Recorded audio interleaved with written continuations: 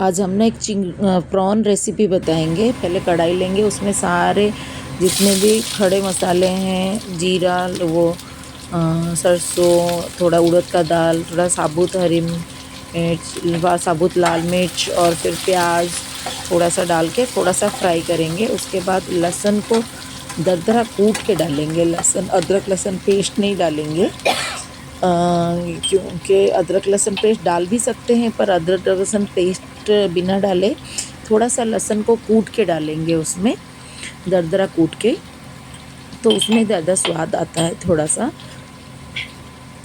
तो दरदरा कूट के डालेंगे। उसके बाद अच्छे से प्याज के साथ उसको फ्राई करेंगे, हल्का सा गोल्डन होने तक। बहुत ज़्यादा रेडिश नहीं करेंगे, हल्का हल्का बस गोल्डन पिंकिश कलर आ जाए तब तक इसको फ्राई करेंगे अच्छे से। जैसे ये थोड़ा सा फ्राई होने लग जाए सारे मसालों के साथ, उसके बाद ना थोड़े छोटे छोटे कटी हुई आलू डालेंगे। मैंने आलू के छिलके साफ़ कर दिए थे।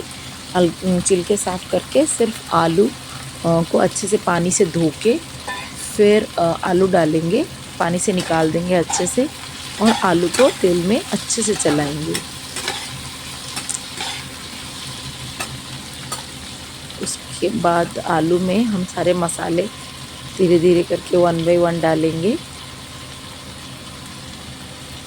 थोड़ा सा नमक डालेंगे स्वाद अनुसार।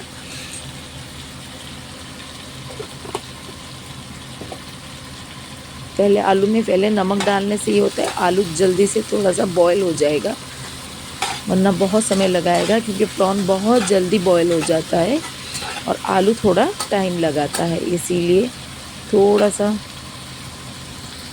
आलू को हम पहले डाल देंगे और थोड़ा सा नमक डाल देंगे, ताकि ना आलू अच्छे से थोड़ा बॉयल हो पाए। उसके बाद उसमें सारे मसाले, पाउडर मसाले, बेसिक पाउडर मसाले डालेंगे, जो है हल्दी पाउडर, मिर्च पाउडर, अपने हिसाब से डालिएगा। मिर्च पाउडर, कोई तीखा खाता है तो थोड़ा ज़्यादा डालिएगा, थोड़ा कोई तीखा नहीं खाते हैं तो थोड़ा कम डालिएगा।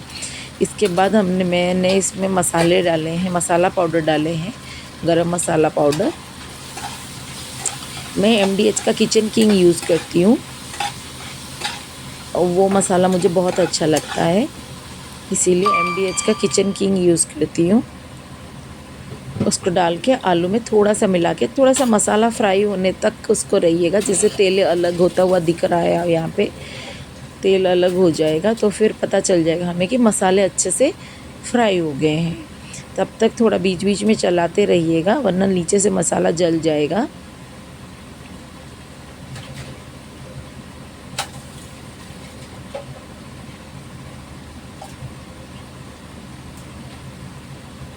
जैसे ही मसाला थोड़ा सा फ्राई हो जाए, फिर उसके बाद उसमें डालेंगे हम प्रॉन।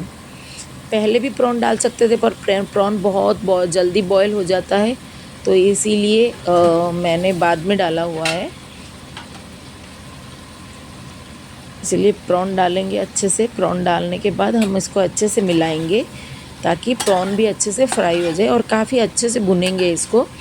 नहीं तो प्रॉन का जो स्मेल है वो रह जाएगा। इसीलिए प्रॉन का अपना पानी भी छोड़ता है प्रॉन,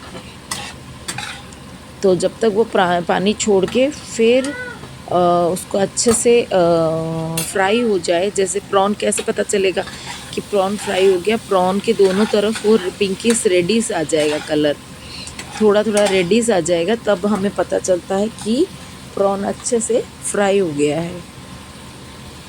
थोड़ा सा फैला के कीजिएगा, ताकि ना प्रॉन हर जगह से, हर साइड से पलट पलट के कीजिएगा।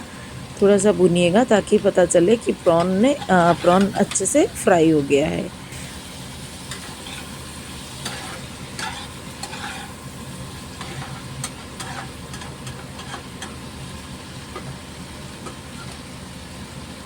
देखिए, दोनों साइड से प्रॉन धीरे धीरे फ्राई होता दिख रहा है, दोनों साइड में रेडिश कलर आ रहा है। तो इसी समय पे क्या करेंगे, हम इसको ढक देंगे, ताकि आलू भी बॉयल हो जाए और प्रॉन भी अच्छे से कुक हो जाए। तो देखेंगे आप कि प्रॉन धीरे धीरे, आलू भी बॉयल हो रहा है और प्रॉन भी बॉयल हो ही रहा है। तो बीच बीच में ढक ढक के थोड़ा सा 1-2 बार ढक के अच्छे से उसको कुक होने के लिए छोड़ दीजिएगा, ताकि ना वो अच्छे से मतलब बॉयल हो जाए, आलू कच्चा ना रह जाए और प्रॉन भी उसके साथ साथ अच्छे से बॉयल हो जाए। ये देखिए मैंने 2 ऑप्शन दिखाए हैं। मैंने खिचड़ी बनाई थी, अच्छा स्वाद आ रहा था।